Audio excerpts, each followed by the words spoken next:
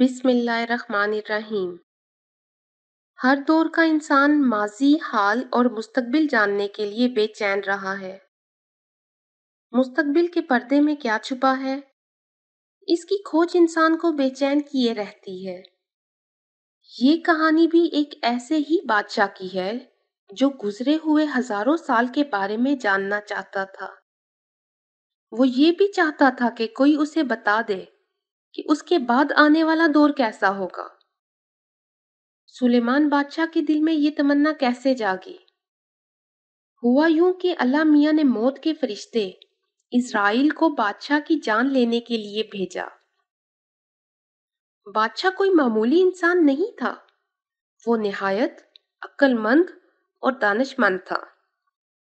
اسرائیل نے جب اسے بتایا کہ وہ اس کی جان لینے آیا ہے تو بادشاہ نے کہا کہ میں تمہاری بات مان سکتا ہوں، لیکن پہلے مجھے یہ بتایا جائے کہ میرے بعد آنے والا حکمران کیسا ہوگا۔ میں نے 500 سال حکومت کی ہے، مجھے یہ فکر ہے کہ میرے بعد میری رعایا کس حال میں ہوگی۔ اسرائیل نے واپس جا کر جب یہ بات اللہ میاں سے کہی تو اللہ تعالیٰ نے کہا، چلو ہم بادشاہ کو 40 دن کی اور مہلت دیتے ہیں، لیکن تم اس سے جا کر کہو کہ ان 40 دنوں میں وہ یہ معلوم کرے کہ ماضی میں دنیا کیسی تھی۔ اگر اس نے یہ معلوم کر لیا تو اس کا موجودہ دور سے مقابلہ کرنے کے بعد اس کی خواہش ہوگی کہ وہ اس دنیا میں مزید نہ رہے۔ اسرائیل نے واپس آ کر بادشاہ کو اللہ میاں کا پیغام پہنچا دیا۔ بادشاہ نے اپنے مشیروں سے پوچھا، دنیا میں کس جانور نے سب سے لمبی عمر پائی ہے؟ مشیروں نے کہا کہ وہ سفید گدھ جو ایک بابا کے نام سے مشہور ہے، دنیا کا سب سے پرانا پرندہ ہے۔ بادشاہ اس سفید گدھ کے پاس گیا اور کہا، میں دنیا میں 500 سال سے حکومت کر رہا ہوں، اب مجھے صرف 40 دن کی زندگی اور ملی ہے، مجھے بتاؤ کہ ماضی میں یہ دنیا کیسی تھی۔ گدھ نے کہا، میری عمر تو صرف 1500 سال ہے، بہتر ہے کہ تم اس پہاڑی کی دوسری جانب رہنے والے میرے بھائی سے مل لو جو 2000 سال سے زندہ ہے۔ بادشاہ پہاڑی کی دوسری طرف جا کر اس بوڑھے گدھ سے ملا۔ گدھ نے کہا، میں تمہیں اپنے تجربات بتاتا ہوں۔ ہمارے علاقے میں ایک دفعہ بہت شدید برف باری ہوئی، کھانے پینے کی تمام چیزیں برف کے نیچے دب گئیں، مجھے کئی دن تک کھانے کو کچھ نہ ملا تو بھوک سے نڈھال ہو گیا۔ خوراک کی تلاش میں ادھر ادھر پھر رہا تھا کہ سونے کا ایک مینار نظر آیا۔ میں مینار کے اوپر بیٹھ گیا، میری نظر مینار سے نیچے پڑی تو دیکھا لوگ نماز پڑھنے میں مصروف ہیں۔ پہلی قطار میں سفید داڑھیوں والے لوگ بیٹھے ہیں، دوسری قطار میں جو لوگ تھے ان کی داڑھیاں کالی تھیں اور سب سے پچھلے والے کلین شیو تھے۔ نماز ختم ہونے کے بعد جب چند لوگوں نے دیکھا میں اوپر نڈھال پڑا ہوں تو ایک بزرگ نے کہا، یہ پرندہ بھوک سے مر رہا ہے، چلو ایک بیل ذبح کرتے ہیں اور اس کو کھانے کو کچھ دیتے ہیں۔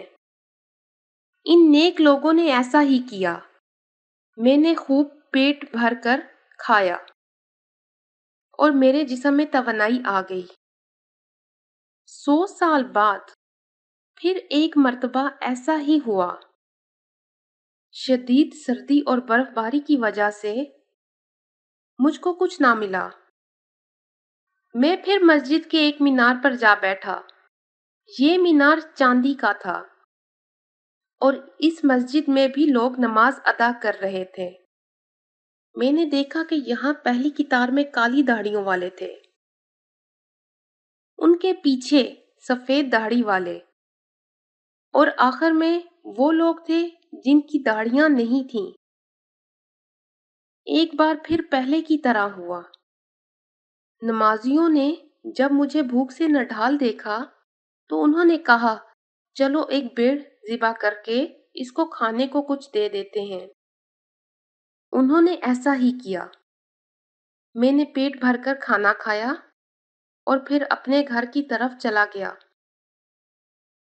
اس واقعے کے بعد پھر جب 100 سال اور گزرے تو ایک بار پھر برف کا طوفان آیا۔ مجھے کئی دن تک کھانے کو کچھ نہیں ملا تھا۔ میں نے سوچا کیوں نہ کسی مسجد کے مینار پر جا بیٹھوں۔ اس طرح پیٹ بھرنے کا سامان تو ہو ہی جائے گا۔ اس بار جب میں مسجد کے مینار پر جا کر بیٹھا تو مجھے پتا چلا کہ یہ مینار نہ تو سونے کا ہے نہ چاندی کا، بلکہ یہ تانبے کا بنا ہوا ہے۔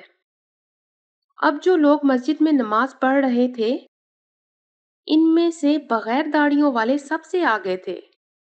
ان کے پیچھے سیاہ داڑھیوں والے تھے اور سب سے پیچھے سفید داڑھیوں والوں کو جگہ ملی تھی۔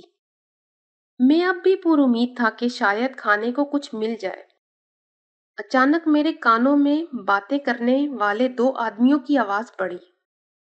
ایک دوسرے سے کہہ رہے تھے کہ وہ دیکھو، ایک پرندہ مینار پر بیٹھا ہے، ذرا بھاگ کر میری بندوق تو لے آؤ، اسے مار کر ایک وقت کا کھانا تو بن جائے گا۔ میں نے سنا تو بھاگ کھڑا ہوا۔